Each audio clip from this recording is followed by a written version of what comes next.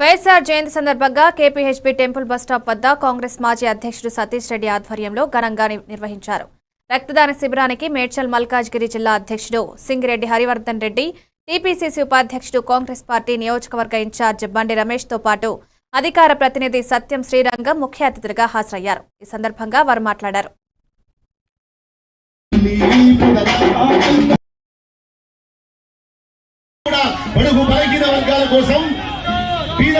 అభ్యున్నతి కోసం కష్టపడేటువంటి వ్యక్తి సత్యం శ్రీరంగం గారు, అలాగే జిల్లా అధ్యక్షులు హరివర్ధన్ రెడ్డి.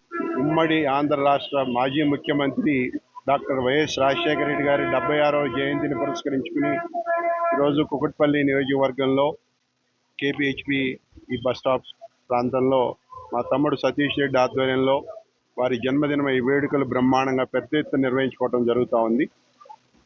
ఇది వాళ్ళ ఒక్క కుకట్పల్లి అని కాదు, తెలుగు ప్రజలు ఎక్కడున్నా కూడా ఇవాళ వైఎస్ రాజశేఖర రెడ్డి గారి జన్మదిన వేడుకలు జరుగుతూ ఉన్నాయి. ప్రపంచ నలుమూలల్లో తెలుగు వారు ఎక్కడున్నా కూడా మరి వాళ్ళ వారిని స్మరించుకుంటూ రాజశేఖర రెడ్డి గారిని గుర్తు చేసుకుంటూ ఈ కార్యక్రమాలు పెద్ద వేడుకగా జరుపుకుంటా ఉన్నాం. ఏదైతే వారు పేద ప్రజలకు అందించిన, నిజంగా కూడా అక్కడ ఎదురుగుండా రాసింది పేద ప్రజల గుండె చప్పుడు దివంగత నేత.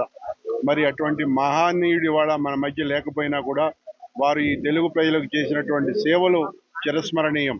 ఎందుకంటే ఆయన పోయిన రోజు ఈ రాష్ట్రంలోనే కాదు, దేశంలో ప్రతి ఒక్కరి కంట నీరు బయటకు వచ్చిందంటే మరి వారు పేద ప్రజలకు చేసినటువంటి ఇవే కార్యక్రమాలు అని చెప్పి సందర్భంగా గుర్తు చేస్తా ఉన్నా.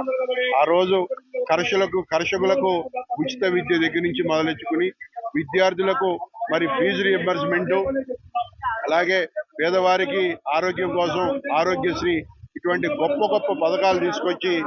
అందరికీ నమస్కారం. వైఎస్ఆర్ గారి జయంతి వేడుకలు ప్రతి చోట కూడా తెలుగు వాళ్ళు ఎక్కడెక్కడైతే ఉన్నారో ఆ ప్రాంతాల్లో ఎంతో ఘనంగా నిర్వహిస్తున్నారు. అందులో భాగంగా ఈ రోజున కుకట్పల్లిలోని టెంపుల్ బస్ స్టాప్ దగ్గర కూడా వైఎస్ఆర్ గారి జయంతి 76వ జయంతి వేడుకల్ని చాలా ఘనంగా నిర్వహిస్తున్నారు. ఇక్కడ కమిటీ మెంబర్స్, అలాగే వైఎస్ఆర్సీపీ ఐటీ వింగ్ అందరూ కూడా.